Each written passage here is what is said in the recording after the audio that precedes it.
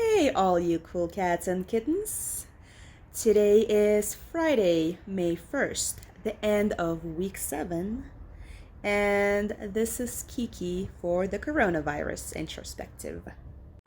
We have some milestone statistics to report this week. Around the world, we have now seen over 3.4 million cases, and over 250,000 people have lost their lives due to COVID. About 239 deaths as of right now. In the US, we've passed the 1 million mark in cases, standing at about 1.1 million, and over 65,000 people have perished due to COVID in the United States. And in my state of Maryland, we have about 23, coming out to 24,000 cases. We have passed the 1,000 people dead mark in Maryland, in my state. And the region that I live in, the DMV, the DC, Maryland, Virginia area, the little tri-state area, we have over 40,000 cases. So, how the world turns, huh? You know, every week we've been hearing about someone doing something real dumb. A lot of times it's somebody in the position of power. So I feel like this should become a weekly section, the covidiot of the week. This week, it is our Vice President Mike Pence, the quiet guy, who visited a Mayo Clinic, did the whole tour thing without wearing a mask, endangering everybody around him. Two things. One, before this became a media scandal, I think he probably would have tried to use the excuse that he didn't know any better, play the covidiot card. Except before the tour, his office, the office of the vice president, actually put out a memo and sent a memo to everybody accompanying him, including all of the reporters, that it is critical that everybody wears a mask because that is the policy of the hospital where they were visiting. Something that, that's something we've all been doing for the last 7 weeks now, right?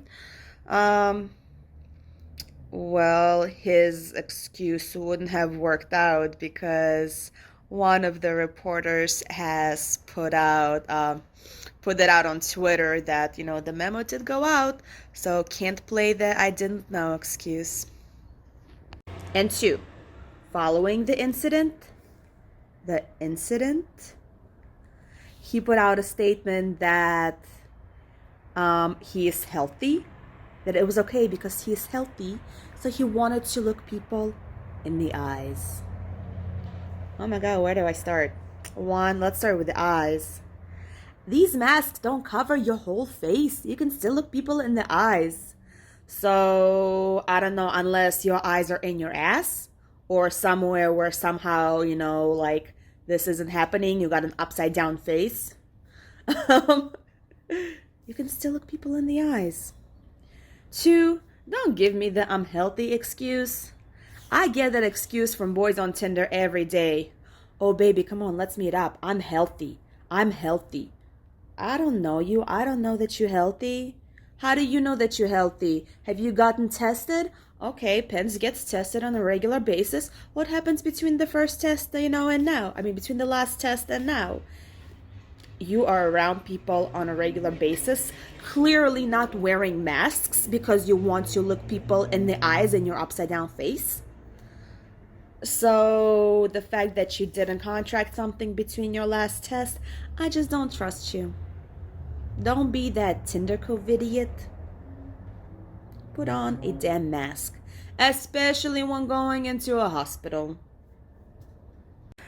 So here we are at the week 7, and if the last couple of weeks life felt almost normalized. Not normal, just normalized to this thing that we're going through. By now, I've caught a different type of a bug. I got isolation fatigue. I don't know how many else of you are feeling this. It's different than the state of shock that came with this, fear and trauma of isolation in the beginning. Now it's just like, I'm tired of this. I can't do this anymore. I'll mentally, it has taken its toll, and I'm crawling out of my skin a little bit.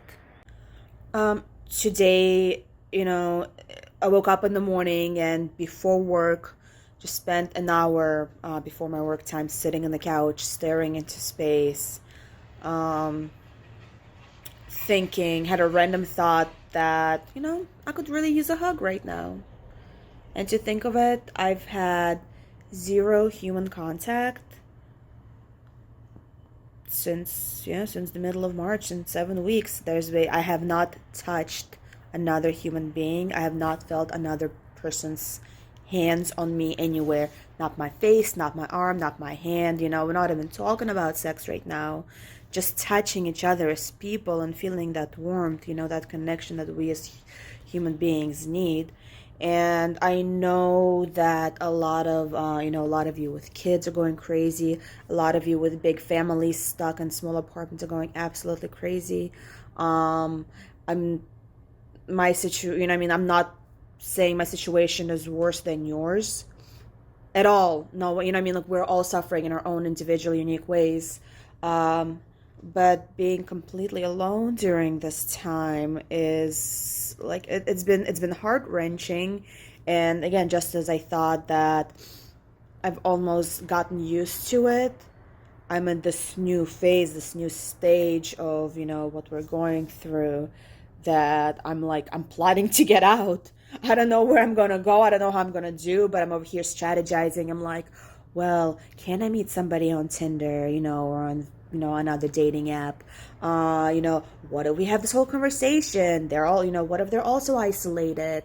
What if we take all the precautions? And I don't think any of this is a socially responsible thing to do. But if you're going through this isolation fatigue right now, I'm just here to let you know that you're not alone, and we're all going through this. And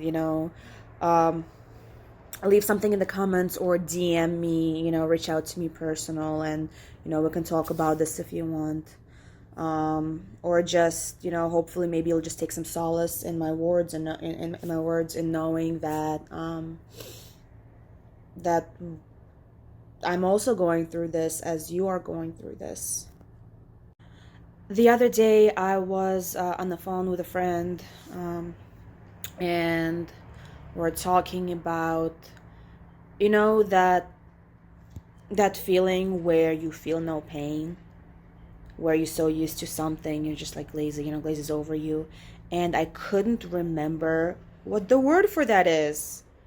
And I described it to her, and both of us had it right in the tip of our tongues and couldn't remember it, and she couldn't remember it. And then it came back. The word is numb. Numb. So, how I've been feeling? Some days are numb, some days are dumb. But some days the sunshine is still out. So, whatever your hook, whatever it is that you do, your token to remind you that we're going to get through this and we'll get out, whatever you need to grab onto, do it. And acknowledge your feelings, cry if you need to, but hold yourself together. So now I'm going to go and self-medicate a little bit. By self-medicate means I'm going to go get my dose of vitamin D, aka the sunshine outside. The fact that the entire last week has been nothing but rain, has not been helping because I've barely left the house, and being cooped up is not fun, especially, during this whole thing. It's not fun any other time, but this, it has not done me any favors. So, time to snap out of it. Time to go outside, feel some sunshine, take a walk, go be in whatever nature I can find around here, and get some of that sun. So, see you soon. Before I leave, I want you to stay safe and stay vigilant. Love and light.